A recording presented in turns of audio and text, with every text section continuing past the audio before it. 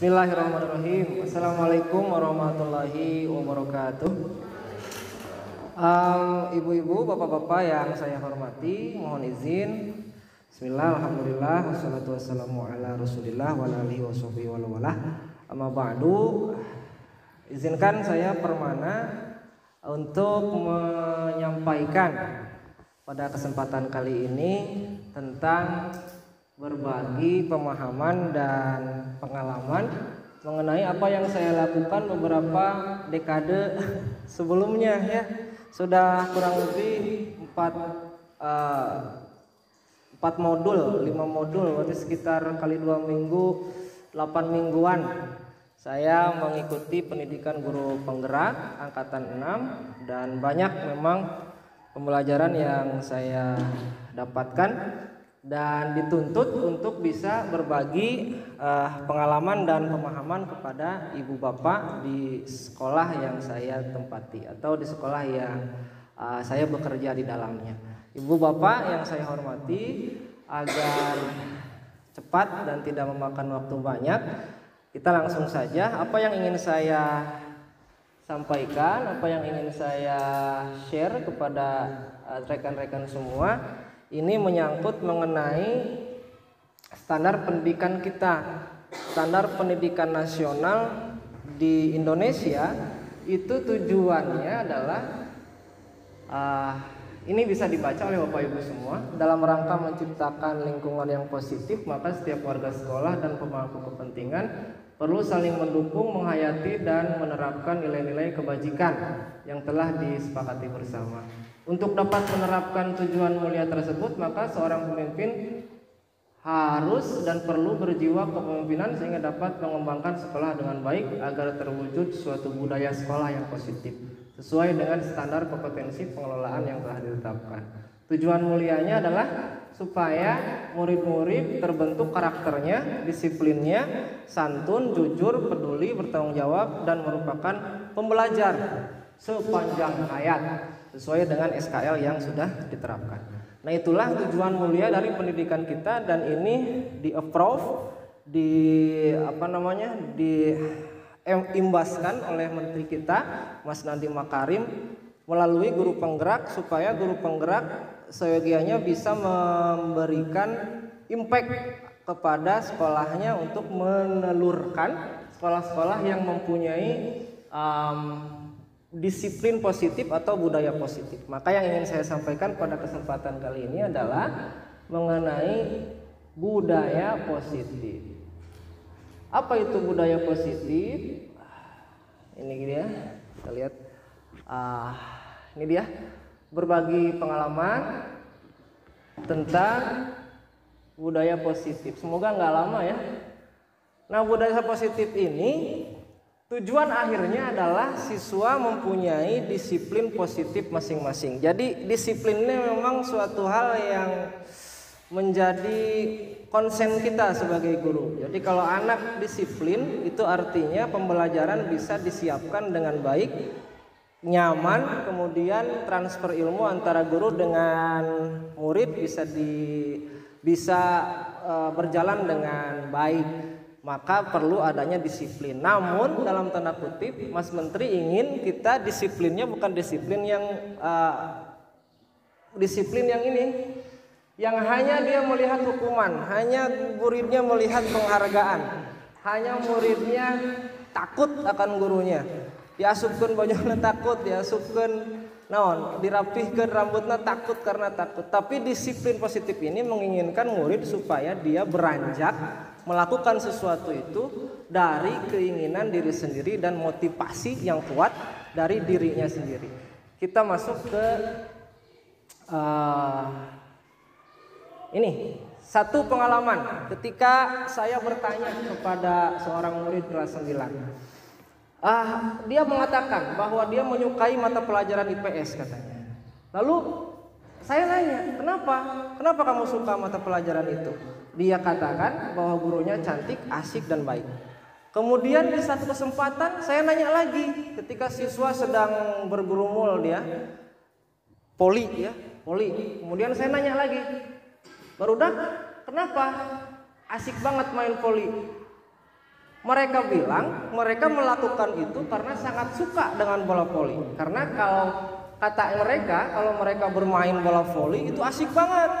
Kemudian pokoknya kalau ngumpul ramai-ramainya itu yang mending main voli, pokoknya suka aja. Dari dua kasus ini kita bisa mengatakan, kita bisa melihat bahwa satu yang di atas, motivasi guru untuk motivasi murid untuk melakukan sesuatu itu karena gurunya asyik gitu ya. Coba kita perhatikan seandainya belajar PAI semisal gurunya galak, super nyebelin, terus kemudian bikin bete, nggak asyik, maka dia suka nggak sama PAI? Nggak ya. Maka motivasi tersebut dilakukan karena ada faktor eksternal.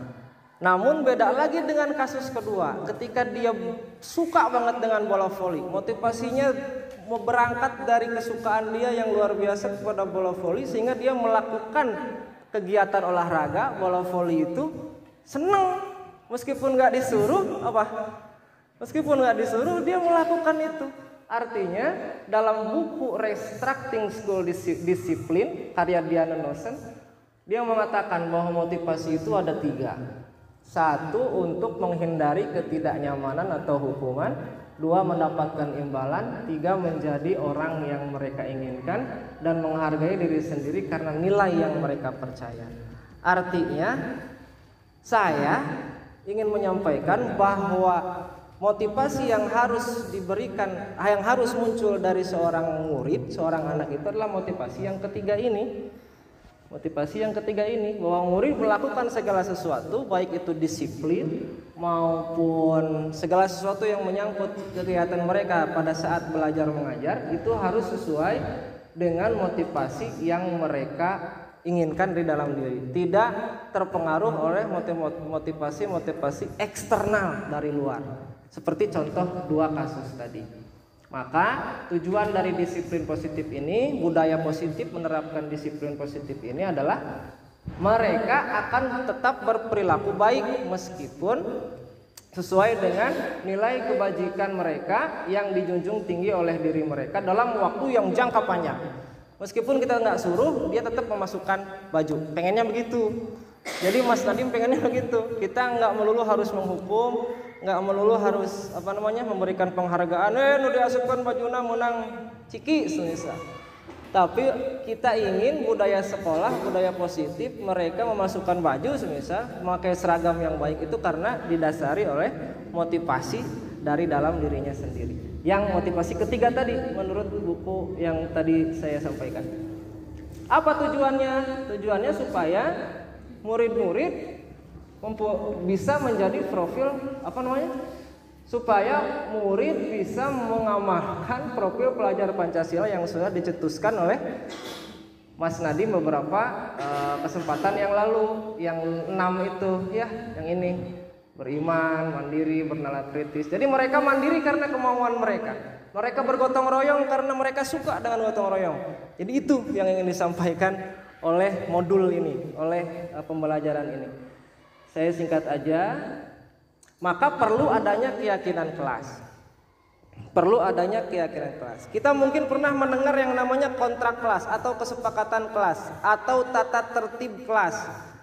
Nah, kita digiring untuk berubah dari itu, dari paradigma itu menjadi keyakinan kelas. Bagaimana caranya murid-murid kita, khusus nih wali kelas atau membuat kesepakatan, membuat peraturan kelas itu berdasarkan keyakinan kelas. Contoh, ketika ada peraturan tentang penggunaan helm pada saat menggunakan kendaraan roda 2, maka kita ingin mereka maka jawaban kita kemungkinan besar adalah menjawab untuk keselamatan. Mengapa kita memiliki peraturan? Mengapa harus pakai helm ketika saat bermotor? Kemungkinan kita kan ngejawabnya ya untuk selamat aja, bukan takut pada polisi ya, bukan takut ditilang. Atau ketika memakai masker, mencuci tangan, apa alasan jawaban kita ketika ditanya alasan melakukan itu? Ya untuk supaya sehat, supaya selamat. Nah, itulah yang ingin kita harapkan dari murid ketika murid ditanya, "Kenapa kamu harus dimasukkan bajunya?" Maka dia akan menjawab, "Oh, saya senang masukin bajunya, rapi, indah, terlihat maskulin, semisal, terlihat bagus," gitu kan. Bukan jawaban mereka nantinya, "Sieun abdi mah ku payudi," semisal, "Sieun abdi mah ku pancep," semisal. Nah, itu yang ingin disampaikan di modul ini. Selanjutnya, maaf sebentar lagi Bapak Ibu.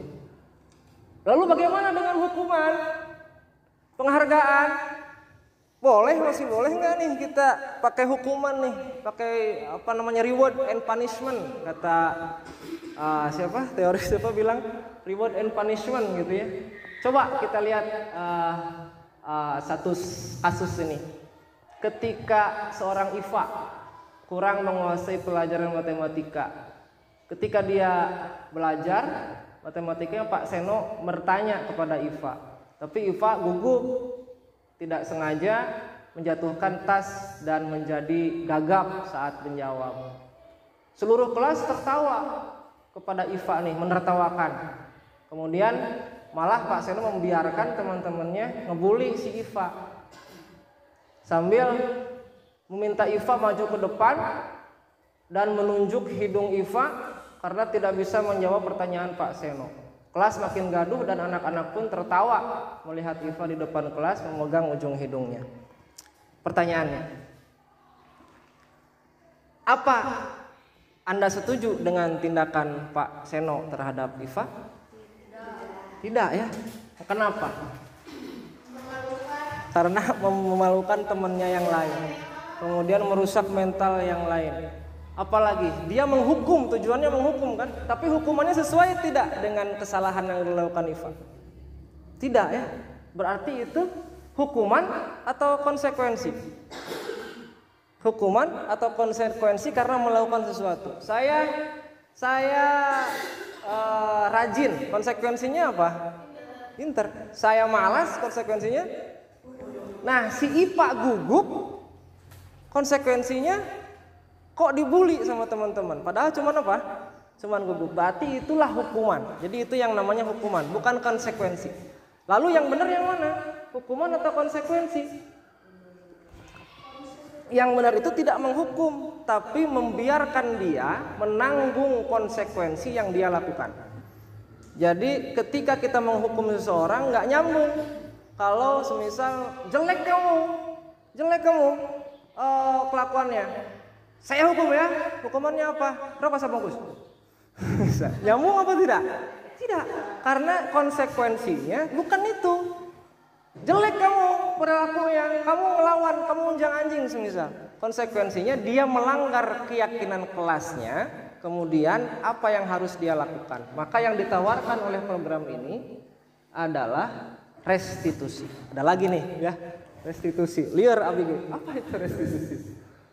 Pendekatan restitusi itu ketika murid berbuat salah, guru akan menanggapi dengan mengajak murid berefleksi dan memperbaiki kesalahan mereka supaya mereka bisa lebih baik di masa yang akan datang. Itu namanya restitusi. Maka fokusnya bukan di kesalahannya, tapi bagaimana dia bisa dengan kesalahan itu bisa lebih baik di kemudian hari. Begitu, bener tuh ya? Iya begitu kan? Bagaimana supaya dengan kesalahannya kita ajak dia berefleksi, kita ajak ngobrol heart to heart, face to face. Kemudian setelah dia melakukan kesalahan, dia menyesal, kemudian berbuat lebih baik dan memperbaiki dirinya di masa yang akan datang sehingga berlaku sepanjang hayat.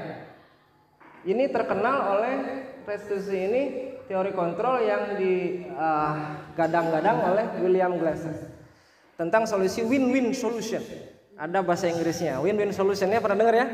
Win-win solution. Jadi solusi menang-menang. Lu menang, gua menang. Gak ada yang kalah nih. Gak ada yang apa istilahnya? Gak ada yang dikalah. Gak ada yang dirugikan. Maka dalam restitusi, muncullah istilah ini. Namun karena terlalu panjang, jadi ibu bapak bisa mempelajarinya secara mandiri. Saya berikan nanti linknya, link YouTube-nya Bagaimana apa itu segitiga restitusi? Apa itu 5 posisi kontrol yang dilakukan ketika melakukan segitiga restitusi? Jadi segitiga restitusi itu alatnya, pedangnya. Nah, 5 posisi kontrol ini adalah silatnya, jurusnya.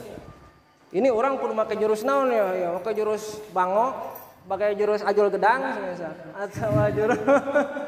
atau jurus apa gitu ya. Nah, ini segitiga pedangnya, segitiga restitusi pedangnya. Akan lebih paham lagi. Semoga ibu bapak tidak paham sampai di sini. Semoga ibu bapak penasaran. Maka kita akan berikan linknya. Nanti akan saya share di grup.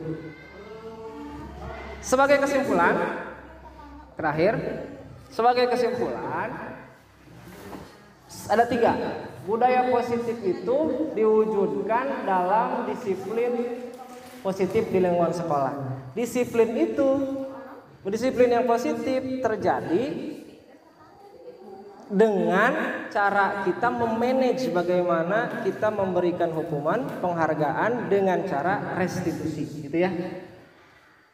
Tujuannya supaya murid termotivasi secara intrinsik, sadar dan bertanggung jawab untuk melakukan sesuatu. Sesuatu itu apa? Sesuatu itu adalah keyakinan kelas yang sudah disepakati. Jadi banyak hal yang harus kita kerjakan sebetulnya. 1, kita bikin dulu keyakinan kelas.